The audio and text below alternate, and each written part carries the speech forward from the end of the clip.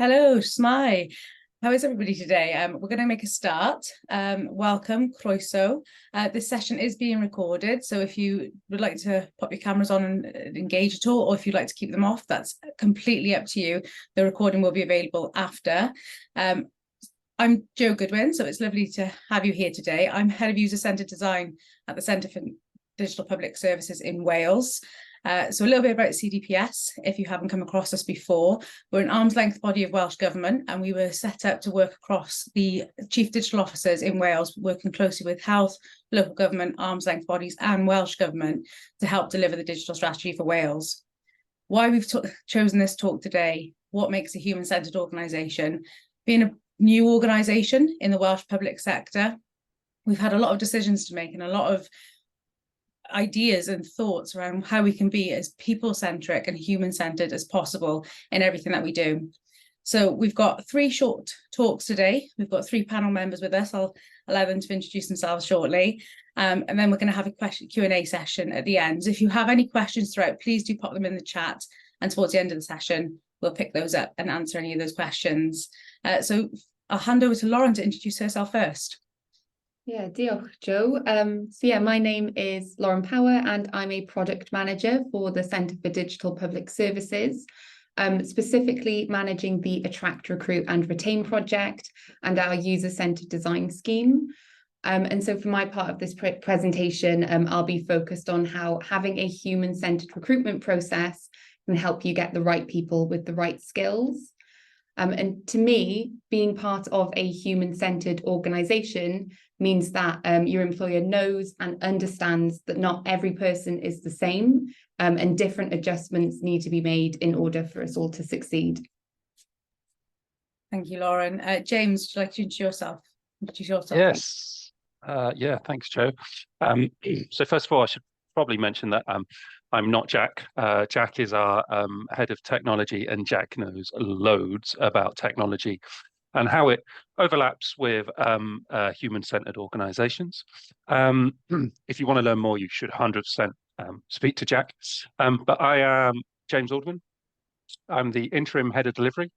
I look after a team in CDPS of amazing people who work directly with other organizations across Wales, helping design and improve better digital public services. I think I was asked to talk today, 1, because Jack was already busy, but 2, because I do have experience of working with technology, from fixing laptops and printers to private cloud deployments, automation and full data center moves. What does being part of a human-centered design organization mean for me? I love working for somewhere that's not scared of failure. We're empowered and trusted to try new things, and our senior leaders understand that sometimes failure does come from that, but we always learn. We learn from the things that work well, we learn from the things that don't work so well.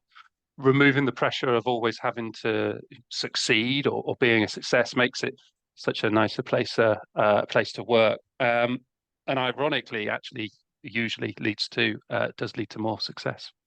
Thank you. Thanks, James. Adrian, would you like to introduce yourself? Sure. Hi, I'm Adrian Ortega. I'm a content designer at the user-centered design team here at CDPS. I work in a few agile projects. For example, we are looking into how to deliver better bilingual content. And what being a part of a human-centered organization means to me, I guess that it's the idea that I can bring myself fully to the workplace is quite important to me. And also that our interests or the interests of everyone in the organization are somehow aligned. So we are working towards common goals. And as I agree with James as well, when there's a lack of failure or the fear of failure in that sense, there's opportunities to explore and experiment, as well as learning from other people in the workplace as well. Thank you very much. If you on the call have got any thoughts about what you think makes a human-centered organisation, please pop them in the chat as well. We'd love to hear them. But we'll hand straight over to Lauren for the first presentation. Over to you, Lauren. Thank you. Yeah, I think Before just jumping into my slides, I did just want to preface the presentation to say that we're definitely still learning, and this process is constantly changing and improving as we mature as an organisation. But I do think that we've incorporated a number of processes that do maybe step outside of the box a little bit, especially within public sector, and they work well for us. So yeah, we're happy to share. First port of call is our job descriptions. I've provided a very stripped back template on the screen, but just to run through some of the highlighted points. I've listed salary as key information that needs to be on your job descriptions. I actually come from a background in recruitment, and I really can't tell you how frustrating it is for candidates when they're unable to talk candidly around salary with you. And it really starts the process off on the wrong foot, and it raises concerns around pay transparency within your organisation, and maybe even if you're trying to be underhanded with pay when it comes to the negotiating salary at offer stage. And additionally, a survey carried out by Reed found a 27% increase in the number of applications for jobs that disclosed a salary. And you tend to get more diverse applicants as well when the salary is disclosed on the job advert. So it's just a really simple and quick change that you can make in order to be more transparent and approachable as a business. I've also highlighted the role description. I think specifically within public sector, we can fall into a rut when writing our role descriptions, often just listing out the basic role responsibilities in bullet point format and not going into much detail about the kind of exciting projects that candidates might get to work on. In public sector, we get to work on some really interesting projects that can make a difference within communities. And the people that get excited about these projects are the ones we want working in our organisations. But unless we're open and start talking about these projects, candidates aren't going to get the chance to learn about these opportunities. So your job descriptions are a really good place to start. And by including this information on your job descriptions, hopefully we then ensure that the people we're interviewing are passionate about the work that they will be involved in and therefore be a better fit to our organisations. I also just wanted to note that as employers, we really need to stop looking for the perfect candidate because they just really don't exist. Humans are imperfect by nature, but they're also teachable and trainable. So we need to start being realistic in our expectations when it comes to hiring and start shifting focus onto how we can support people to be their best. And finally, I've also highlighted benefits. I think there needs to be a mindset shift when it comes to marketing our roles within public sector. I'd say within recent years, the pandemic has played a real hand in levelling the playing field when it comes to the benefits offered between public and private sector organisations, with flexible hours, hybrid working or remote working becoming the norm. So it's important to think about the benefits your company offers that make you stand out within a competitive market.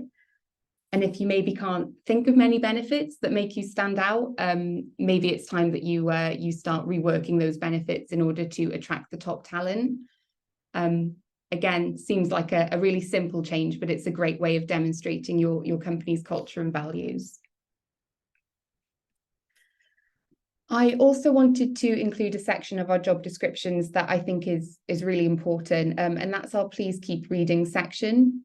This essentially is a call to action to those from underrepresented groups who are less likely to apply to roles if they don't fit 100% of the job criteria, and it's urging them to not let their imposter syndrome take over and to get in touch or to make an application. And I really can't tell you the amount of people who have commented on this statement as the reason they made their application. And a number of those people are currently working with us at CDPS and doing some amazing things. So again, just a real quick win that can make all the difference. We've also registered as disability confident committed employers, which essentially means that we've committed to having an inclusive hiring process. By taking proactive steps as an employer to demonstrate your commitment to inclusion, you're creating an environment within your organisation that encourages diversity of thought and diversity of experience, which can then contribute to better, more well-rounded products. So proactive recruitment. What I mean by this is not just putting your job advert on your website and expecting the most sort of highly skilled best candidates to be waiting with bated breath to make an application. Oftentimes, especially within more competitive job markets, such as digital data and technology, we need to take a more proactive approach to our marketing through the use of social media or cross-organisation comms channels. And at CDPS, we do have an active sort of social media campaign, sort of utilising Twitter, LinkedIn and Slack. We're even looking at using Instagram as an advertising platform in order to get wider reach for our user-centred design apprentice scheme. So it's all about understanding your target audience and then targeting them with tailored ad campaigns. And I'd also suggest that if your organisation works in the open and is constantly blogging or posting about the projects that you're working on, then you're more likely to have an impact on these sites when you do look to recruit, as you'll have an audience that is already interested and invested in the work that you do. So it's all about lifting that curtain, being open and transparent in order to acquire people who align to your values.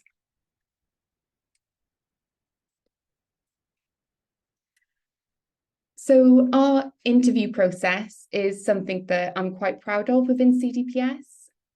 We don't want to make interview processes sort of a full-time unpaid job for candidates, and we're aware that job offers are definitely a bilateral decision. So as much as we're interviewing the candidate, they're also interviewing us as an organisation.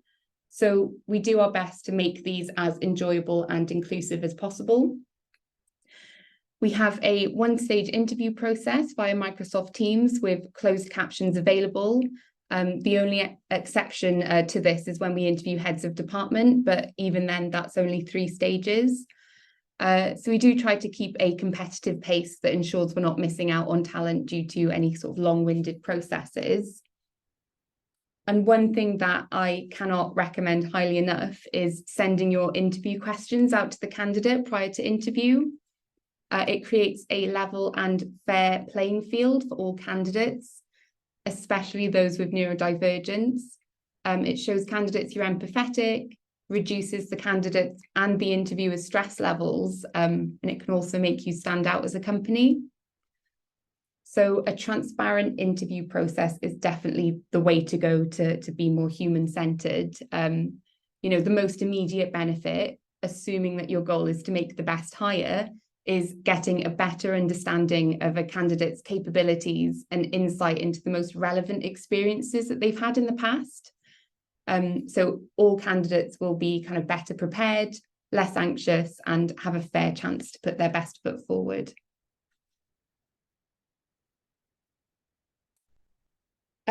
Finally, once you have identified the right skill set for your organisation, you want to make sure that you're retaining this skill set. So with CDPS being a fully remote working organisation, we're constantly looking for better ways to onboard our staff. But one thing that I think is here to stay is our 2-week embedding stage. This is here to give new starters room to breathe and to settle into the organisation without the distractions of project work. This works really well for us and makes sure that new starters aren't overwhelmed with, you know, meeting new people and also getting up to speed on work. I also just wanted to mention one of our benefits that really helps support retention. We have an employee fund to further develop any training, which means we can grow and develop within our organisation without having to look elsewhere. We've also developed a grow your own strategy where we have identified a digital skills gap within the user-centred design career pathway. So working with Gower College, we've created a scheme that allows people to upskill within this area. And also just a bit of a shameless plug, but CDPS also offers within our Campus Digidol or digital campus training courses within agile practices and user-centred design practices, which will be available to all Welsh public sector organisations, with new courses being available on our website in September. And just to say as well, if you found any of this useful, or maybe you're struggling to attract, recruit and retain staff, we do have a number of resources that are available on our website, which are free to use. So yeah, that's my part finished. I'll hand you over to the capable hands of James Alderman. Thanks, Lauren. That's great. Thank you. Hi, I'm James. We've just put up there the most important lesson that I have today for you, which is that tech is important, but people are more important. So if there's one bit that you take away from today, that's it from me. Tech coming second means that user requirements won't melt on contact with the existing landscape. Tech is still really, really important, just not the most important thing. Next slide, please. This slide is all about flexible teams, flexible tech for flexible teams. Cloud is different, and it enables us to work in a more human-centered way, but you need to approach it differently. It gives different benefits and negatives from the traditional self-hosted on-prem that we're all so used to. One key benefit is that software as a service enables true testing through trialing of a product with very little, financials having to be stumped up at the start. So it means that you can genuinely trial something with your users and actually try out, multiple different options before going in and selecting one. Realistically, if you were to try and do that on-prem, there would usually be a huge upfront cost for, self-hosting / on-prem, with the tin and the hardware, and then all the different licenses that come with that. And you sometimes find that would then lead to forcing the tech in and ignoring the users. So yeah, that's why we normally would approach the cloud first. Next slide, please. Sliding scales. So this slide is all about that there are pros and cons to using cloud, but you should think about it as a sliding scale of responsibility underneath data security and physical infrastructure. It's well established, but if you think about the software as a service, the flexibility that software as a service brings, but also be aware that software as a service often means that you get what you're given and that there is less flexibility in there versus the on-premise where there's maximum control, but maximum responsibility and effort as well. And then obviously the infrastructure as a service and platform as a service somewhere in the middle there. Be aware of the bad behaviors that can be facilitated by the on-prem self-hosted systems. Historically, those systems fall out of support and often aren't properly maintained or budgeted for when kept on-prem. Elements of this issue can be taken away with a move to the cloud, but following on, people often leave their burning platforms for far too long before starting to plan the move, and they sort of lose the understanding of how complex some of those migrations can be. Those cloud migrations often involve an element of OS, middleware, app upgrade, and that all takes time and should be properly planned for. Next slide, please. Maintaining momentum. So this is all about the cloud is just someone else's computer. Put simply, your data now lives on their computer and you're trusting them to look after it. It isn't just about the technology, it's about changing your processes to be able to enable that technology and to be able to react to changes. If you're to get the true benefit from the cloud and how that links back to focusing on your users, changing your tech isn't the end of the story. You need your organization to be ready for new challenges and to make the most of the flexibility that you're now buying into through that cloud offering. For best results, which suggest that you're working with your users, with your business analysts, with your SMEs, your service owners, to help with those requirements. That's it from me. Thank you.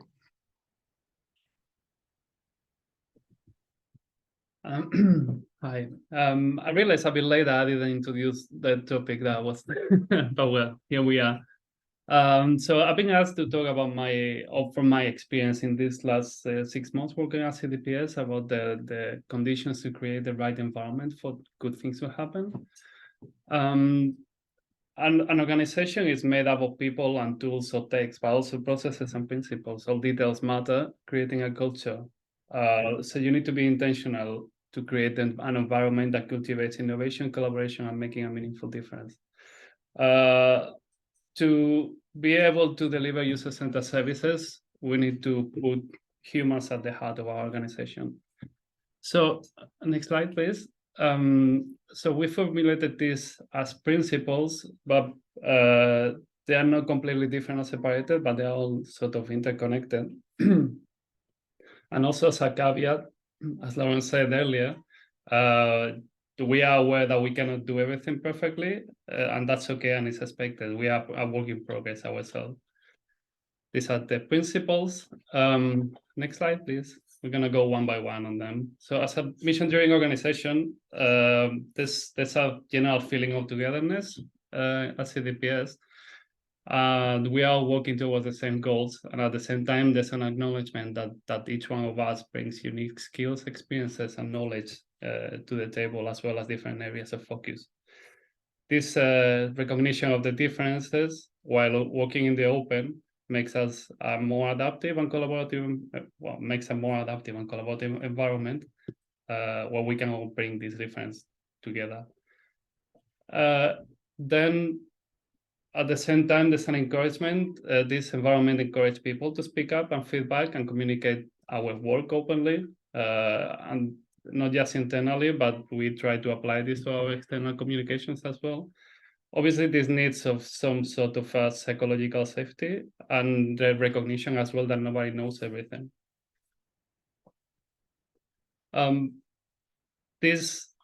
Being aware of this makes people comfortable to open up and share their thoughts and ideas and feelings without fear.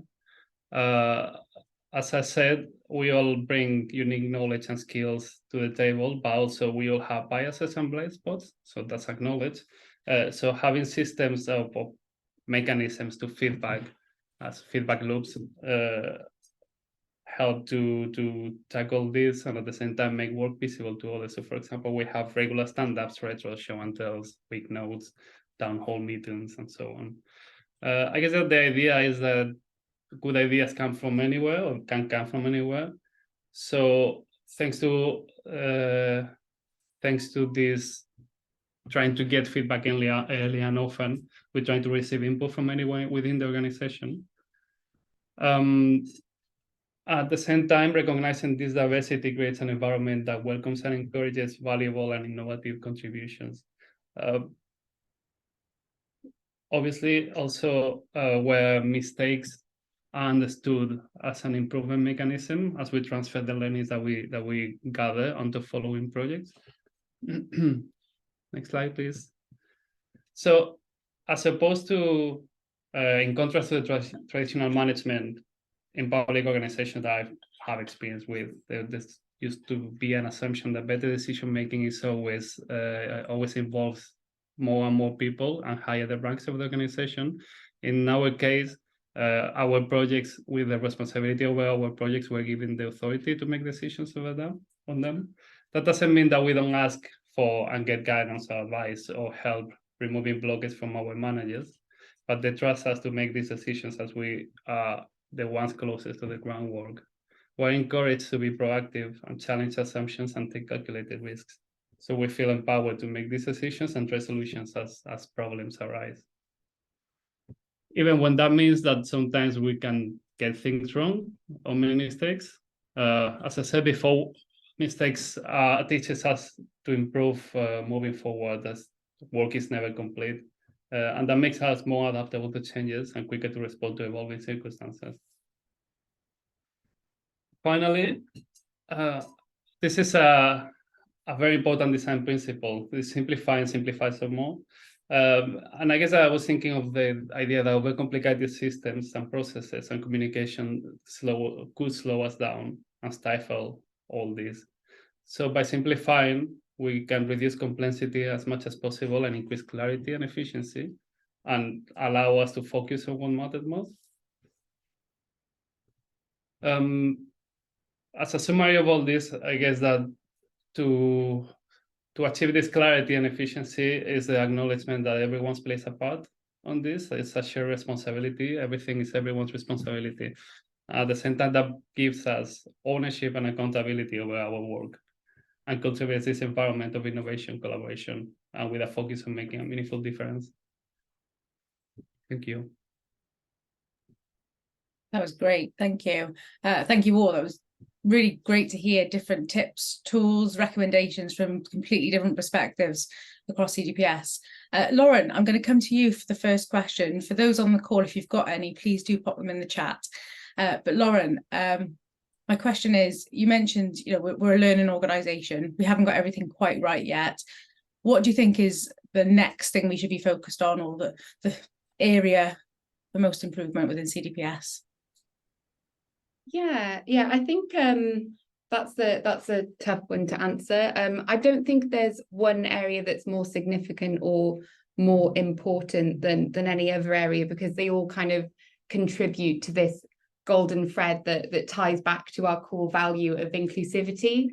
And I think that any step that an organization makes towards that is definitely a win.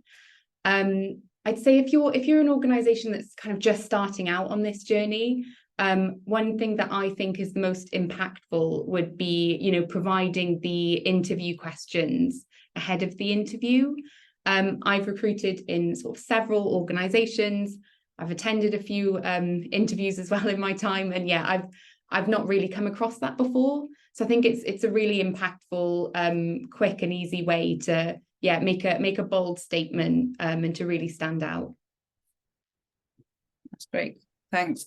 Just a quick follow-up on your section as well, Lauren. I love the just keep reading section on a job advert. I know from my own team, reading that's probably what got most people over the line in terms of applying. You mentioned it really matters to certain audiences, particularly those suffering with imposter syndrome. So just to kind of grow a little bit on that, what audiences have you found that most impact?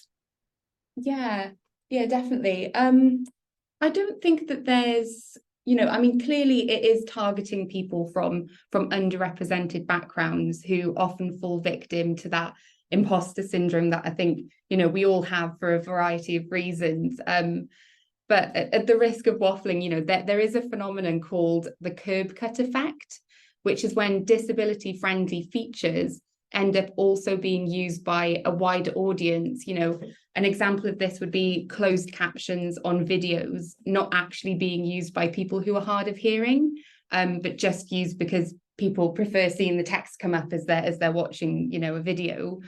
So I think that this statement also helps to stop all of us from getting in the way of our own progression.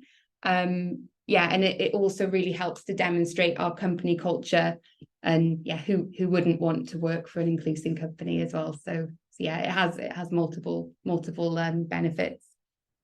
That's awesome. Thank you. Adrian, I'm going to come to you for the next question. A lot of your presentation talked about collaboration, not just in terms of corporate hierarchy, but across different disciplines.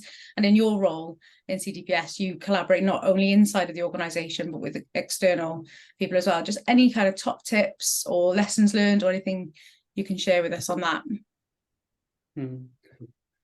I guess it might sound obvious, but something that we've said before, I guess, that the understanding that people are people, that means that they come with baggage and context and complexities. So on the one hand, I feel like it's very important to be able to manage clear expectations and communicating effectively and often, but also to be able to involve people in work in an interesting and meaningful way, even if that means rather than doing meetings, through doing workshops, for example, to get the most of everyone. Does that answer your question? Yeah, great, thank you. I wanted to pick up a little bit as well on the decentralized decision making, which kind of goes hand in hand with collaboration as well. But really, decentralized decision making comes with an element of risk, I suppose, and clearly those benefits outweigh that risk. But I just want to get your perspective on that decentralized decision making. I guess that it needs to be taken with a pinch of salt, as I understand that all the organizations might have higher stakes, like the decisions might put lives at risk, for example. So understand this in the context of CDPS as a digital transformation or digital organization. But I guess that, to answer your question, that trust that I mentioned before work both ways. So our leadership, our managers, we are somehow disaligned interests. We know that we do. So if a manager came with concerns about that decision that we're making in the project, they would be listened to and heard, obviously. On the other hand, also, as we're working in the open, everyone is kept in the loop constantly. So there are many opportunities to input and to steer projects from the beginning of them. So these decisions cannot come as a surprise to anyone at no point. Yeah, I think that's a really good point. That kind of transparency removes the risk in a way, doesn't it? James, I'm going to come to you. As a non-technical person, working in a technical and digital environment for many, many years, I've got personal experiences of that kind of tech language barrier. Just wanting to know kind of how we overcome that to really get that collaboration across disciplines. If you've got any tips for us. It's a great question, and I've worked with hundreds of technical people, and I've had the exact same. It's a bit of a funny one actually, because everybody at every level, whatever their technical knowledge is, there's always somebody that knows more than you. Yeah, what I would say is be open. Explain that you don't understand the terminology. If you're not understanding it in the room, I can almost guarantee you that there's somebody else who's also not understanding that terminology in the room. Leave your ego at the door. That's a bit of a saying that we're sort of developing here at CDPS. The other bit I would say is think of it from the technical person's perspective, that they a lot of the time they don't even realize that they're doing it. As I said, I've worked with hundreds of technical people over quite a few years, and it's yeah, sometimes the technical chat can yeah, just run away with them, and they're not doing it on purpose. It's just that they just always used to work in a different way. So yeah, call it out, tell them you don't understand, ask them to explain it. One other bit is that when you're working in the multidisciplinary teams, it's good to have that common language between everybody. So you might actually find that some of the technical people don't sort of understand some of the terminology that, you know, the user-centered designers and the service designers are using. I had a really good one when I started at CDPS, and people were saying 2I, as in the number 2 and the letter I. And I said, what does 2I mean? And it's to do with where you put a second pair of eyes over something to check it. But if you've never worked in content or sort of journalism, then it's just not a phrase that I'd ever heard before. So yeah, I just put my hand up and said, what do you mean? But yeah, the last bit I would just say is that when you find those people that can translate from the sort of technical to the not so technical language, hold on to them, cling on to them, because yeah, they're worth their weight in gold. But yeah, thanks, Joe. That's great, thank you. I've got a final question to all the panel.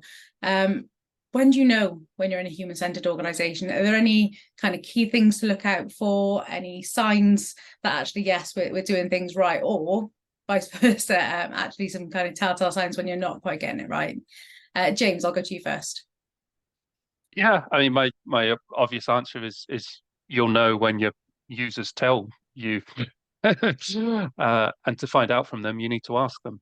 So it's that asking your users how you're doing, and your users being, you know, external and also internal, and then listening to them and acting on it. And one bit I would say is getting there is hard. Staying there is even harder. And the constant feedback loops that you've got to put in place. So it's hard to do, harder to stay there, but it's really worthwhile, definitely worthwhile to actually do it. I love that, absolutely. And I think the important word there is continuous and constant feedback, isn't it? You can't just kind of do it and then say, we've asked for people's thoughts, then we're going to do something, and in 5 years' time, it'll be delivered. It is that continuous feedback. Lauren, any tips or wisdom from you?